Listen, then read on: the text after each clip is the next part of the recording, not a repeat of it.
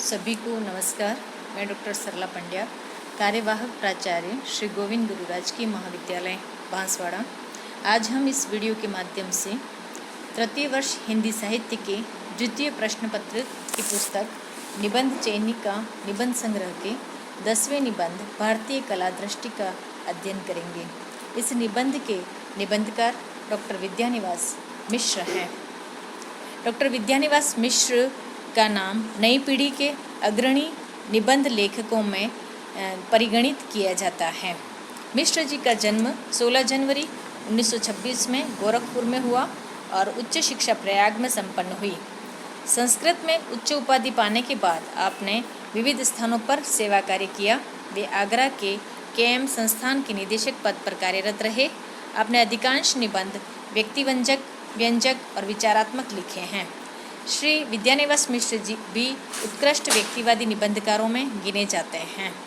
आपके अब तक प्रकाशित निबंध संग्रह हैं चितवन की छाह, कदम की फूली डाल, तुम चंदन हम पानी, आंगन का पंछी और बंजारा मन। इन निबंधों में एक प्रकार से उनकी आंतरिक अभिव्यक्तियाँ ही संग्रहित हैं। ये निबंध उनके पर्यावरण, उनके आसपास और परिस्थितियों का ही अंकन है।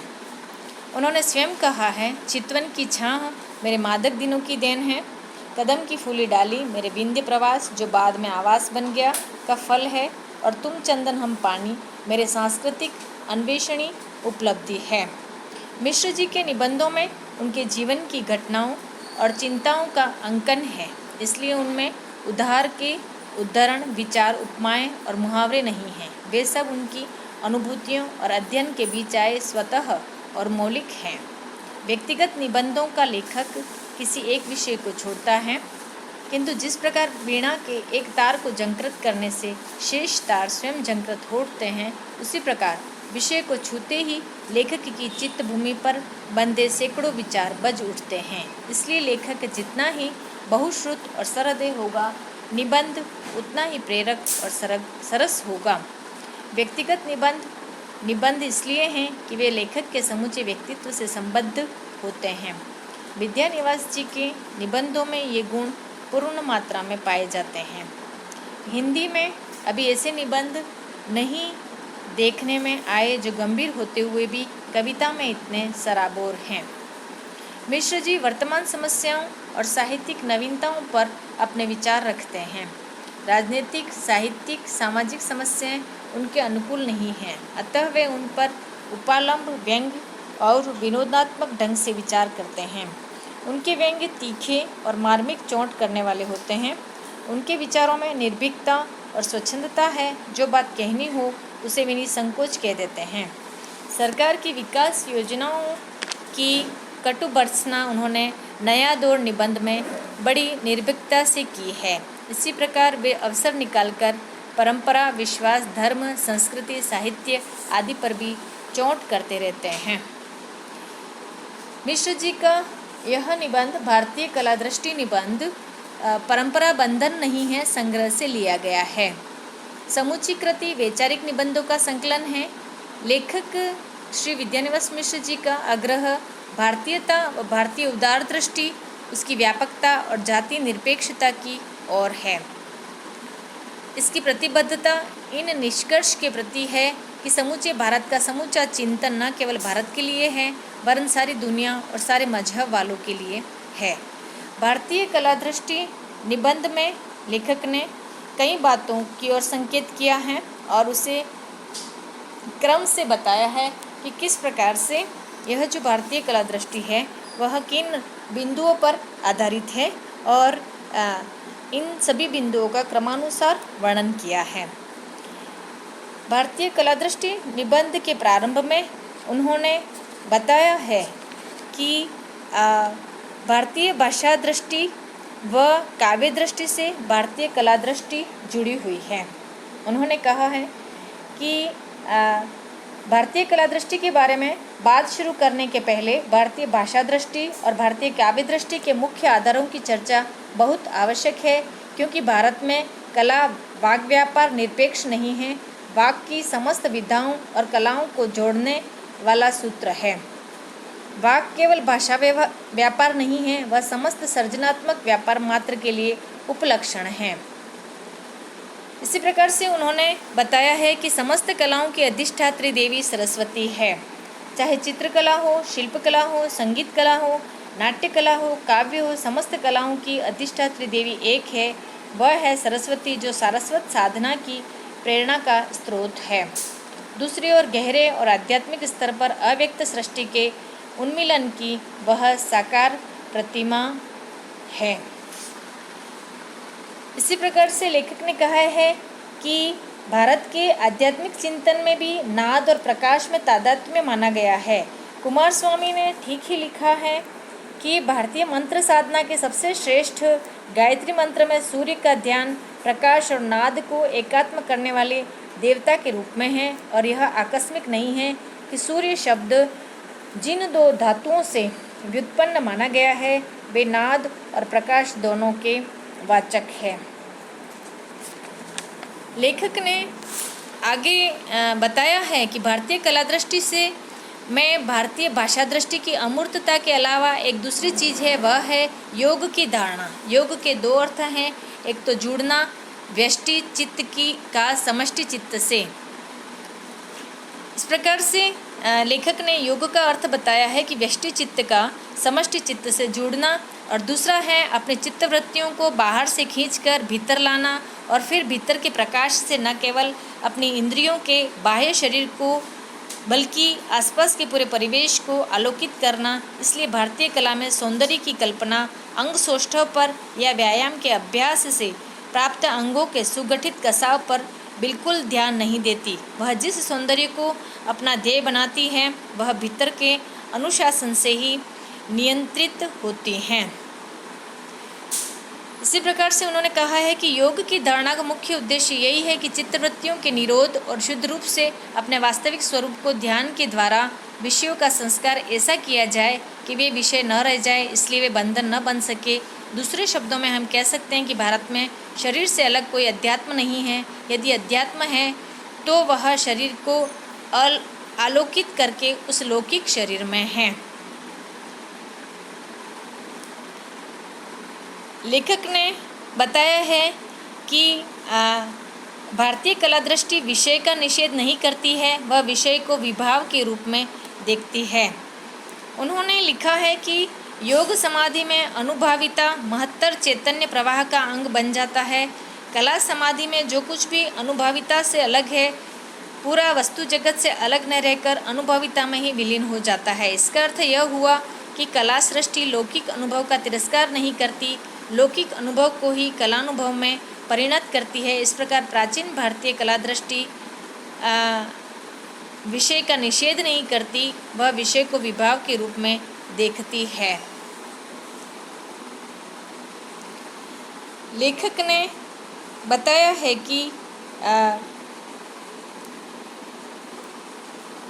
किस प्रकार से जो ब्रह्मानंद सहोदर समान जो रस है वह उसको माना गया है, और वह रस जीवन के प्रत्येक भाव से पैदा होता है, रागबोध से पैदा होता है। इसी प्रकार से उन्होंने साधारणीकरण शब्द का अर्थ बताते हुए लिखा है कि जिन लोगों ने साधारणीकरण का अर्थ यह लिया है कि उसमें व्यक्ति की विशेषता का तिरोभाव हो जाता है और टाइप का निर्माण होता है, वे भारतीय साहित्य या भारतीय कला में आदर्श या प्रतिमान पुनरुक्ति ही देखते रहते हैं। साधारणीकरण का प्रयोजन राम को रामत्व से अलग करके नायक बनाना नहीं है, बल्कि अभिनेता के द्वारा प्रस्तुत किए जाने वाले रामत्व को सबका रामत्व बनाना है। साधारणीकरण के संदर्भ में यह भी जोड़ना आवश्यक है कि यह साधारणीकरण एक विशेष प्रकार की प्रतिभा द्वारा संभव होता है। वह प्रतिभा न तो इल्हाम है न सामान्य बुद्धि, वह निरंतर काव्य के अभ्यास या कला के अभ्यास से उद्भूत होने वाला संस्कार है।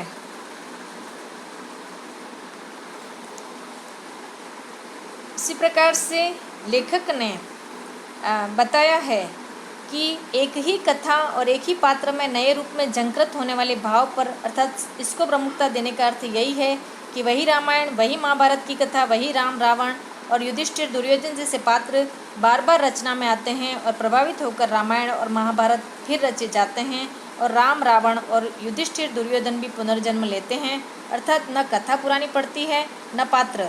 रस यह नाम जातीय बोध के बार बार नए होने के अनुभव का है। रस एक न चुकने वाली प्रक्रिया है, वहीं स्थायी भाव का संचारणात्मक रूप है, वह सनातन का प्रवाहमान रूप है। भारतीय कला दृष्टि के रूप में विचार करते समय इसी प्रकार की रस दृष्टि प्रासंगिक है। जबकि रूढ़िबद्ध वर्ग रूपायित रस विवेचन महज एक बौद्धिक तमाशा है, उसका अपना मजा अलग है, इसे इनकार नहीं किया जा सकता है, पर उस विवेचन को भारतीय साहित्य कला के मानदंड के रूप में स्वीकार करना भारतीय चिंतन की अवमानना होगी।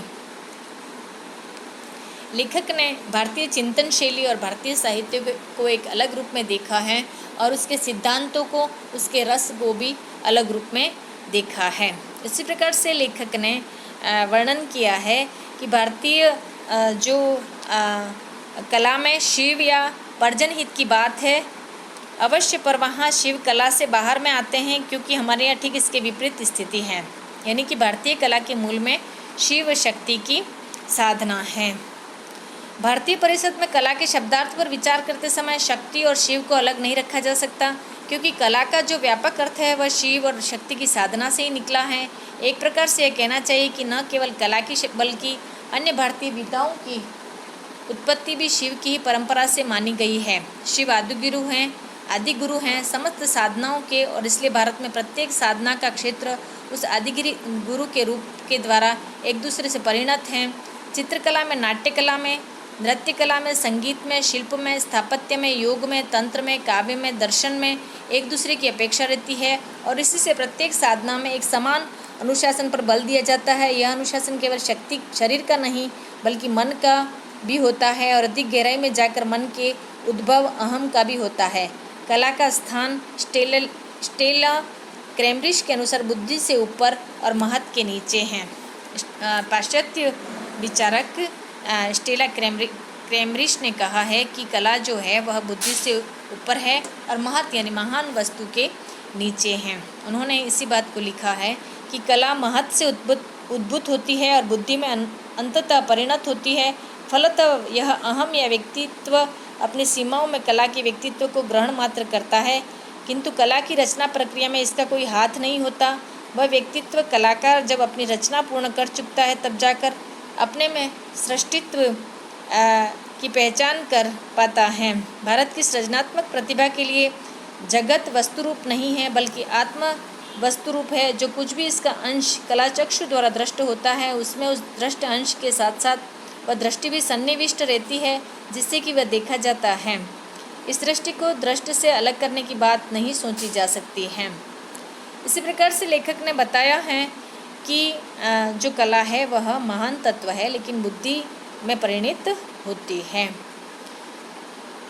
एक बात उन्होंने कही है, तांत्रिकों में जो शिव तत्व के दर्शन होते हैं उसके बारे में उन्होंने कहा है कि भारतीय कला की जो आधारभूत अवधारणाएं ऊपर स्थापित की गई हैं उनके अलावा एक चौथी अवधारणा है तांत्रिक दृष्टि से उद्भूत, और हम उसी को अधिक विस्तार से समझने की कोशिश करेंगे क्योंकि यह अवधारणा अभी तक अपेक्षाकृत कम प्रकाश में आई है।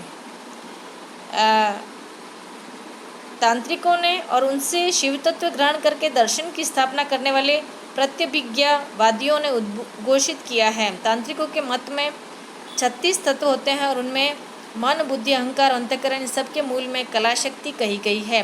सर्वकर्तृत्व रूपा विक्रिय शक्ति कला भवत, अर्थात सृजन शक्ति ही कला है और कला से भी ऊपर स्थान है स्वतंत्र आनंद शक्ति का और उसके ऊपर स्थान है शिव का। एक प्रकार से जिस तरह रूप, रस, गंध, स्पर्श और शब्द अपने तद्गत ज्ञानेंद्रियों में समाते हैं, ज्ञानेंद्रियाँ मन में, मन बुद्धि में, बुद्धि अभिमान में, अभिमान अंतःकरण में, उसी प्रकार मनुष्य का जीव का अंतःकरण कला में अपनी सत्ता प्राप्त करता है और कला भी अपनी मूल शक्ति में और शक्ति अपना अस्तित्व शिव में प्राप्त करती है। रसवाद के प्रवर्तक अभिनव गुप्त ने भी इसी बात को कहा है कि प्रतिभा की जो परिभाषा दी है वह कला, शक्ति और शिव को एक सूत्र में बांधती है। यदुत्मी नशवैत्येन विश्वमुन्मीलति क्षणात् स्वाध्याय तन विश्रांतां ताम वंदे प्रतिभां शिवम। इस परंपरा को समझना यानी भारतीय कला को समझने की चेष्टा करना आज की स्थिति में, जबकि कला के बारे में कोई स्पष्ट आधार अपने पास नहीं है, और भी अधिक आवश्यक है। लेखक अंत में इन बातों को कहते हैं कि भारतीय कला चेष्टा को समझने की अधिक आवश्यकताएं हैं और हमारी भारतीय संस्कृति के अनुसार हमें अपने भारत की जो कला है, जो भाव दृष्टि है, उसे समझना है। पाश्चात्य मान्यताएं असत्य इसलिए निरसनीय है, यह कोई मूढ़ाग्रही कहेगा, पर उन मान्यताओं की आधार भूमि किसी न किसी हद तक हमसे विच्छिन्न जरूर है। इसलिए उनको अपनी भूमि में रोपने से पहले यह जरूर जांच लेना आवश्यक हो जाता है कि क्या इस भूमि में वह पनप सकेंगी। इस प्रकार से लेखक ने भारतीय कला दृष्टि का वर्णन किया है, जो कि भारतीय संस्कृति के अनुसार श्रेष्ठ है, लेकिन इसकी तुलना हम पाश्चात्य कला दृष्टि के साथ में नहीं कर सकते हैं, क्योंकि भारत की स्थितियां अलग हैं और दूसरे देशों की जो सांस्कृतिक स्थितियां हैं, जो सामाजिक स्थितियां हैं, वो अलग प्रकार की हैं। इसके साथ ही हमारा यह जो निबंध है वह पूरा होता है। सभी का धन्यवाद।